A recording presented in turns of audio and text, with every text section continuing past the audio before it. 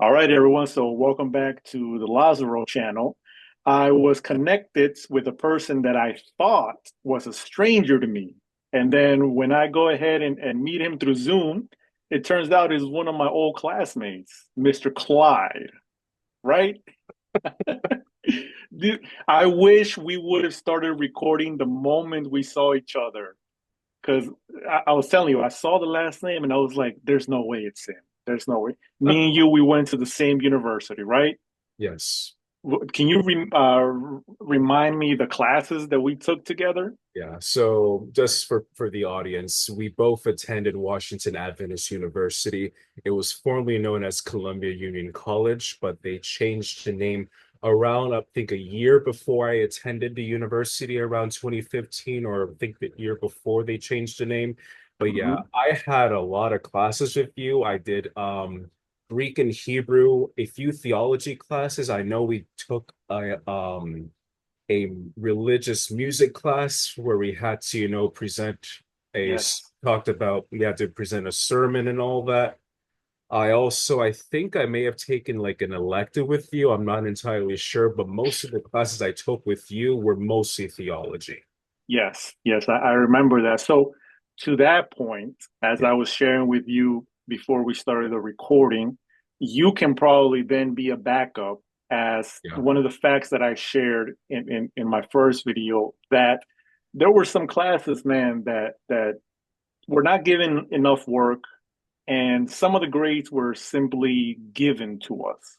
Like Yes. that's just as honest as I can be. Now, if you want to openly talk about this and maybe share in which class you felt that this was true, or if you just want to share it in general as to how good the classes were, what can you say about that? Yeah, I will attest that number one, as we both said, like I hold no ill will towards everybody in the university, even though I Hmm. had some issues, some personal issues, and I did had a lot of good memories while attending WAU. Hmm. However, that doesn't automatically mean I'm going to automatically dismiss all the negative stuff that we've experienced and we witnessed, because that'll Right. be bad. But I will attest that there was a lot of favoritism, as well as definitely the professors did pick favorites. And there was definitely, especially when we were attending the classes, you could Hmm. tell that the professors really like wanted to pick particular students. And they also purposefully called out students that are not the well versed and not well intelligent enough, per Hmm. se, and trying to make them look like idiots, Mm. regardless of their Okay. intention or not. Like, you don't do that. And you can attest too that out of all the students in during my time at WAU, when you first met me to the time Hmm. I left, you could attest that I was one of the favorites in the department. It was Yeah. pretty. Yeah. Yeah. I remember some things. I mean, we're talking about back in what, 2016, I 2017? met you in 2016, and then Man. I left in 2019. Okay, so you didn't end up graduating from I dropped. WU? No, Mm. I'm gonna get to that. It's related, but I did ended up dropping out of WoW. Okay, I okay. dropped And out. one of the reasons why I bring up this topic again, and as I was telling you, I have this channel now where I share a couple videos every week, and you'll see it in one of the videos that I shared.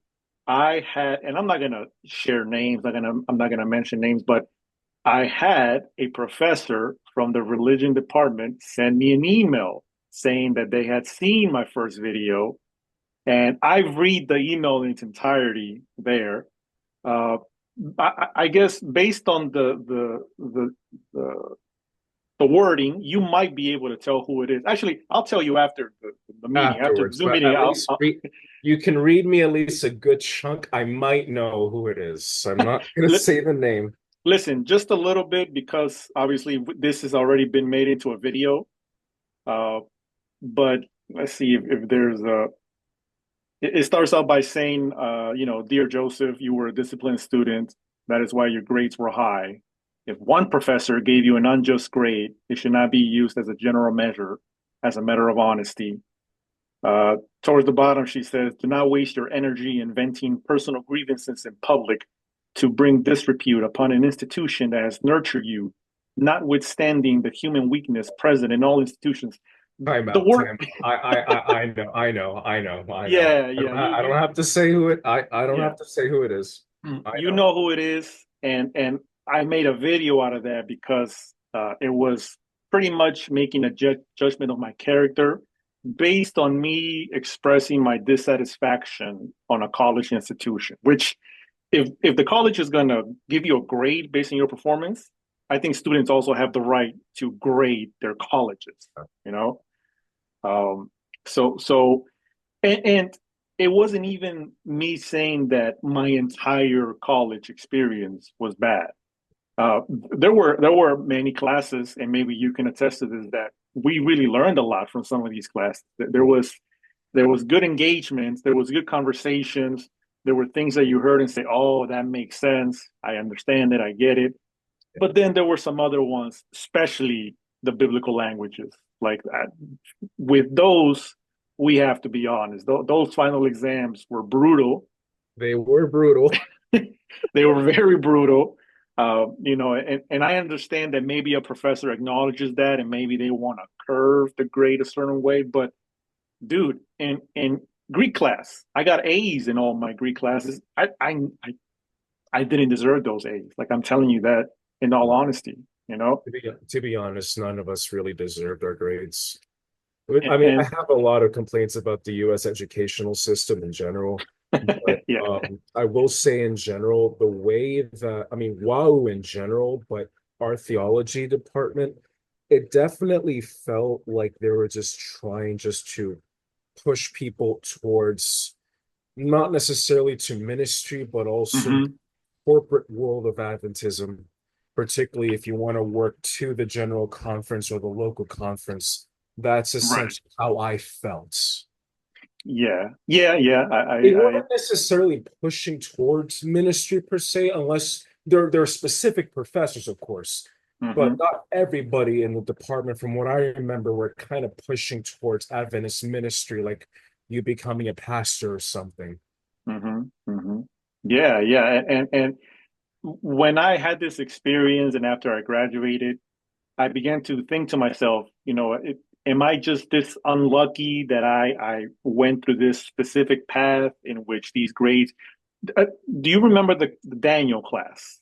Daniel in Revelation. Um, Yep, that who did you have a direct study for that, or did you have a normal class? Or I think I think it may have been a normal class. okay, I ended up having a direct study class with the same professor that gave us the Greek class.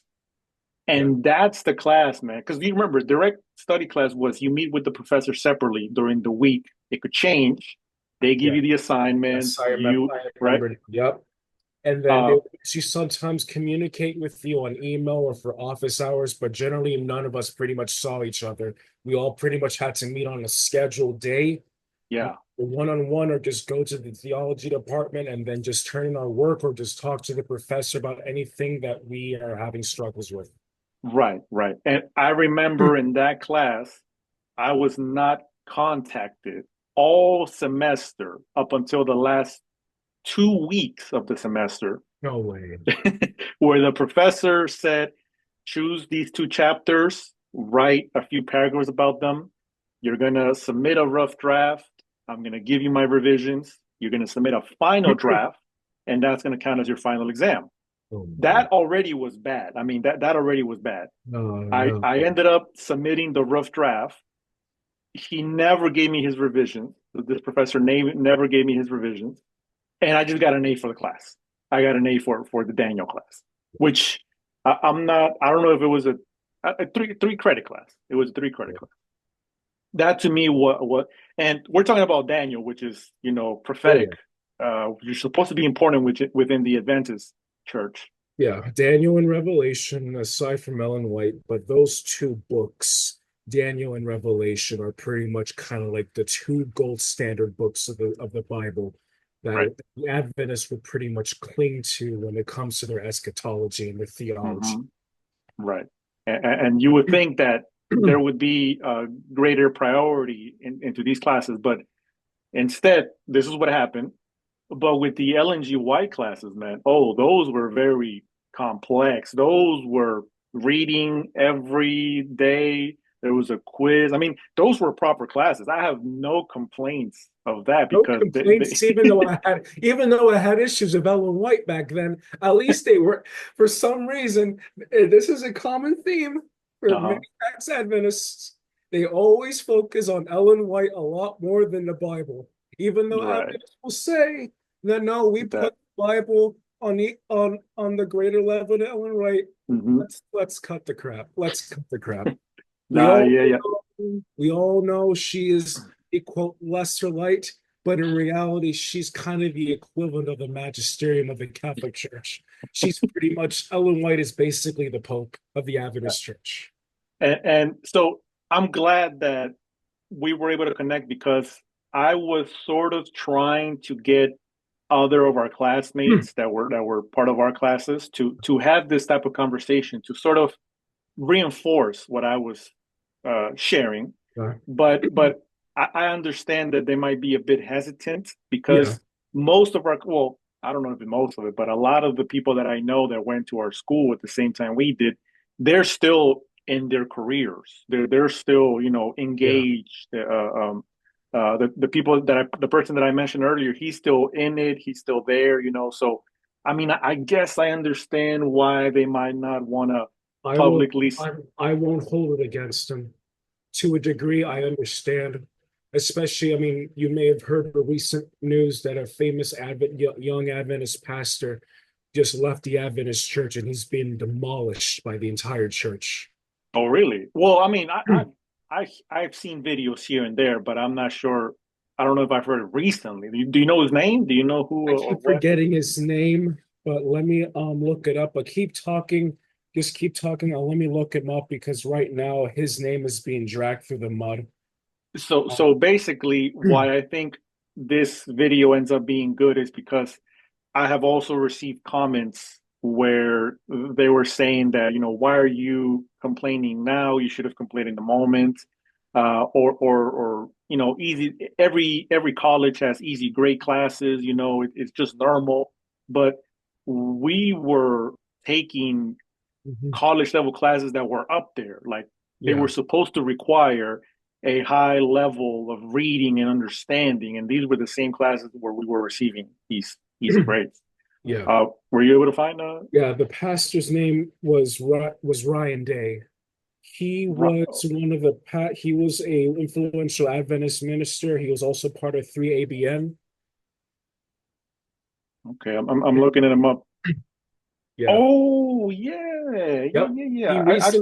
He recently left the Adventist church, and a common theme that I mean, if you listen to his testimony, a common theme was that he had issues with Ellen White and a lot of issues within the Adventist church, especially in the Mm-hmm. conference level, especially in a lot of other areas.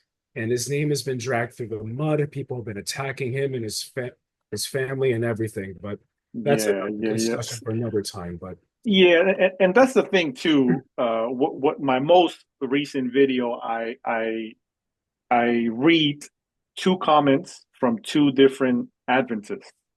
One that is pretty humble in my opinion. One that says, we need people like you and this and that. And then the other one that straight up says, you left the church, big deal, move on. And okay, it, but here's the thing. That's kind of contradictory because you believe that you're the remnant church.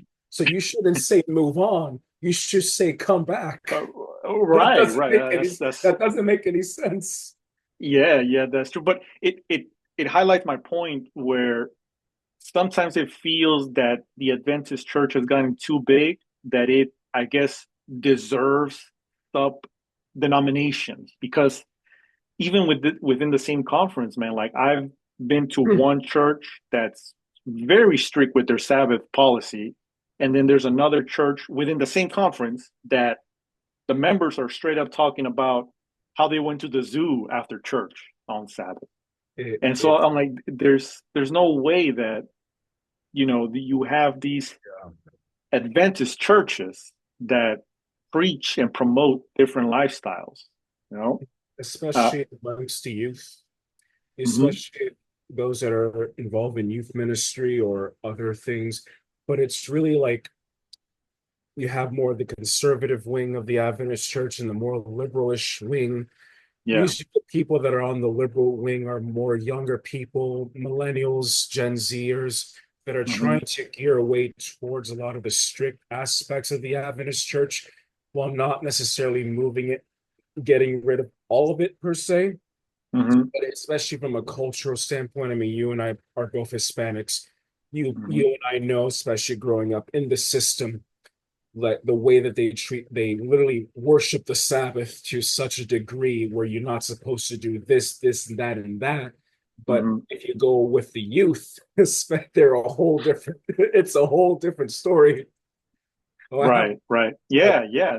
I That's. can definitely discuss I mean, I think you were probably curious, especially when Wahoo, why I think news may have probably spread about my conversion to Catholicism because I kind of knew someone did. So because someone from our theology department, I mean, not the professor, but someone, I can't remember his name, ended Mhm. up taking a screenshot of a story that I put on Snapchat. And Mhm. I kind of knew he probably just sent it to so many people, probably to you guys. And I told him, hey, why'd you screenshot this? And his excuse was, oh, I don't know how Snapchat works. So I'm like, okay, dude, come on. Okay. Okay. You're like, From what I remember, well, I honestly I don't remember hearing that story, but somehow, some way, I did know and understand that you were sort of in this pathway to Catholicism. Like it was pretty obvious, not just people in the theology department, but people outside the department. okay, okay, And so, I can discuss my journey to Catholicism. I mean, Adventists that convert to Catholicism, we're pretty much a rare bunch, but hmm it is a common theme that which I will explain, is that once you discover what Catholicism actually teaches and what it is, and you hmm know the history of the Adventist Church, but also like the way that anti-Catholicism in general has been is part of the veins of this country and everything, hmm really your entire worldview and perspective starts to change. And and I can discuss this in detail if you want, but even when I was very young, I was actually not anti-Catholic. I was hmm actually more attracted to Catholicism because I heard a lot of people, the whole nine yards, yeah, the yeah, Catholic yeah, Church is the whore of Babylon, the Pope is the hmm Antichrist or the false prophet, or whoever you talk to, they can come up with anything, or the Antichrist, the Catholic Church system is the Antichrist. The hmm Catholic Church is gonna, persecute all the true believers and the true believers that keep the Sabbath and all that. yeah, But even from at a young age, I was more kind of like the black sheep in the family, where hmm I was actually curious, and I think you can relate to, I don't know if you might relate to this, but that if you wanted to study other religions or other topics, they always want to actually give you the Adventist perspective. They do not want you to read other books by the people that actually belong to oh, the religion. right, right, right, okay, uh-huh, uh-huh, So at a young age, I began reading a lot of works by the church fathers, such as Augustine, all the saints of the Catholic Church, and actually read what the church actually teaches and what the historical church was. But hmm over time, I was actually I was began to be hated by my church and by my family. So when you joined WAU, you were already like converting to Catholicism? I was in, so fun fact, I'm actually going to get to that. Hmm So to make it simple, I was actually forced to attend WAU when I was 17 years old against my will Wow, because my wow. parents did not want me to be influenced by the by Catholicism and by the world. In reality, they wanted me to become Yeah. Adventist. Ah, So okay, okay. they forced me to attend. I had, and I was essentially kind of like stuck there. And because of a lot of the psychological trauma and all of the abuse I actually was in, Mm-hmm. I actually had to be in the theology department. I had no Mm. other option because especially if you grew up in, since you grew up in a very conservative Adventist environment, a lot of people will assume that, oh, you know theology, you know this, so you must be a preacher. Uh-huh, uh-huh. It was disgusting and all that. I can get into some details later, but I was planning on converting to Catholicism, the process around 2015, 2016, but it Okay. was delayed because I spoke to the secret the parish, which is the name, another name for a Catholic church. The parish Mm-hmm. secretary and the priest do not send any mail to my home. Okay. And for some reason, they accidentally sent some kind of information to my home back in Mm. Virginia. And I Okay. received two angry calls, one from my mother and from my father. I'm not going to dive into this because I'm not trying to reopen any wounds. Right, right, right. Let's just And so say your parents, they are first generation Adventists, second generation, or first generation, okay, meaning okay. that they converted. My mother was nominally Catholic. She Mm-hmm. left Catholicism with her family, with her mother and her siblings to become Pentecostals later, and then Mm-hmm. they ended up converting to the Seventh-day Adventist Church. Oh, okay, On my okay. father's side, most of them are Catholic, but my grandmother, later on, because her ignorance and everything, she Mm-hmm. ended up becoming a Seventh-day Adventist, and then my father and then his brother, and then pretty much a good chunk of the family became Adventists. Ah, okay, okay. So as of right now, you consider yourself a full Catholic right now, or Yeah, I've converted. I converted officially in 2019. okay, okay. And if you don't mind me asking, the Yeah, relationship right now with your parents, I mean, you're still family. You're still family at still, the end of the day. regardless, at the end of the day, I'm still family with them. That's not going to Mm-hmm. change. The Mm-hmm. Mm-hmm. relationship, I would say it's slightly better than it was before, but it's not 100%. Bear in mind, this is something that has been building upon for so many years. Right, right. Okay. I And mean, but at the very least, I'm happy to hear that there's still a relationship, you know. For a lot of the comments that I've read when I posted my first video, and even on Reddit, on the forum where you and I connected, yeah, I see stories all the time, man, of family members just no longer talking to other family no, members it's sad. because, oh, if you're not part of my church club, then we're not gonna have a really and so to some extent I'm happy that you at least still have this relationship with your parents. It's good on them, it's good on you, because religion should not separate us, you know.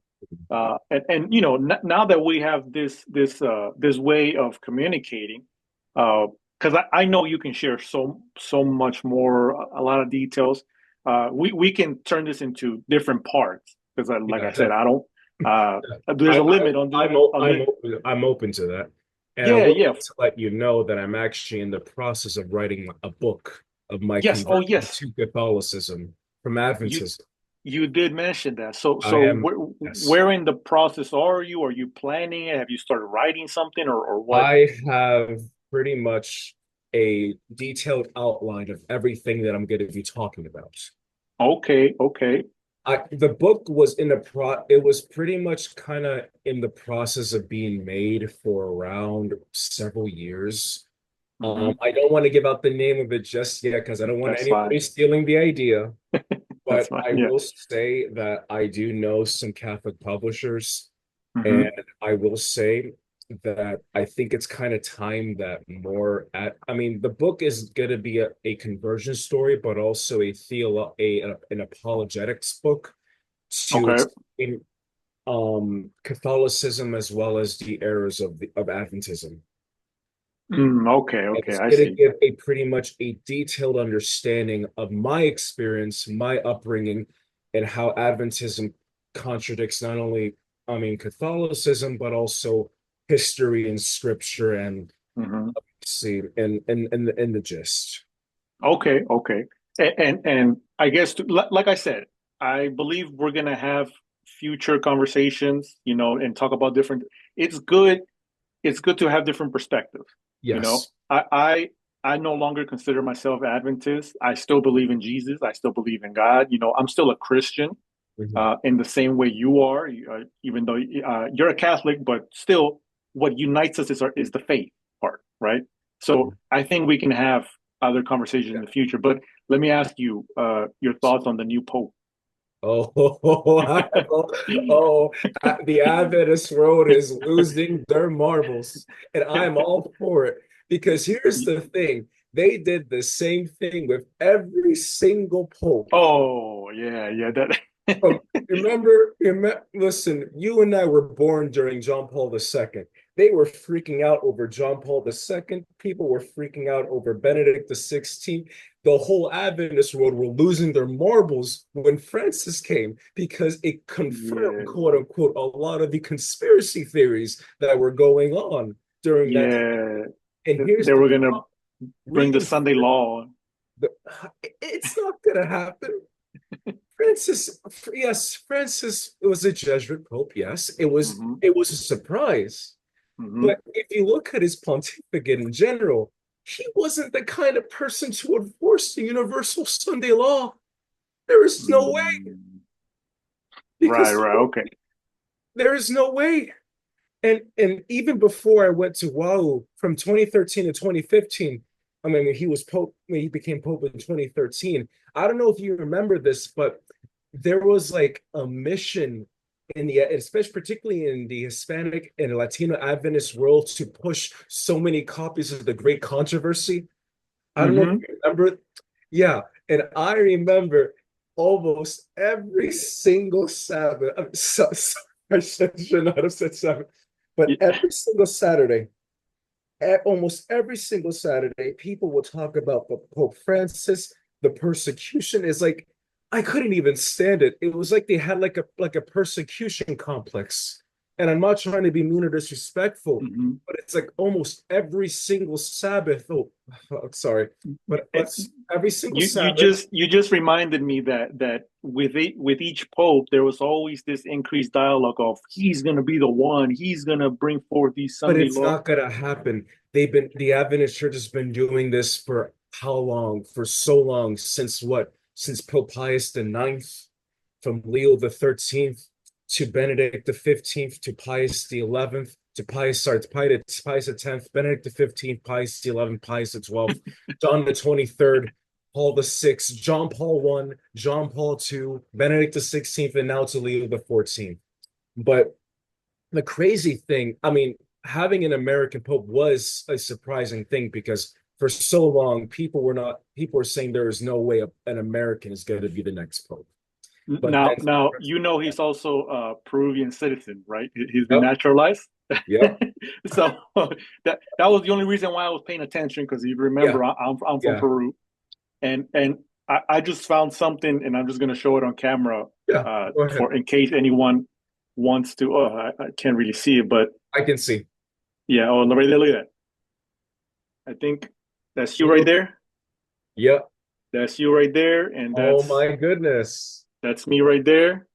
And the date on this says August 19, 2019. And also this one right here, we went to the Bible Museum. You Yep, can I see remember. yourself. There you go, right there. You're right there, right? Yep, I see it. Yeah, I yeah, see yeah. You it. see.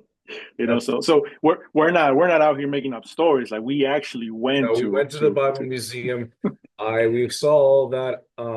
God, man, a lot of repressed memories are actually coming back after. No, Yeah. So like, I don't know if you just got the message right now, but we have 5 minutes on this Zoom yeah, thing right here. So now that we have connected and we know that we can discuss certain topics, I guess we'll message each other and we Yeah. can discuss certain things.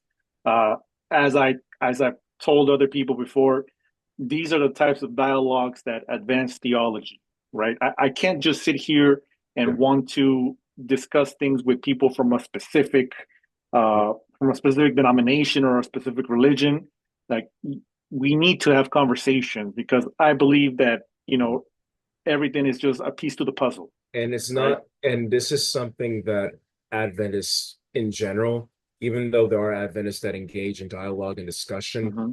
the Adventist church in general needs to actually be a bit more open and be a bit more accepting towards ecumenism. We're Mm-hmm. not saying, yes, the Catholic Church has always been ecumenical, but we have Mm-hmm. not been compromising on matters of faith and morals.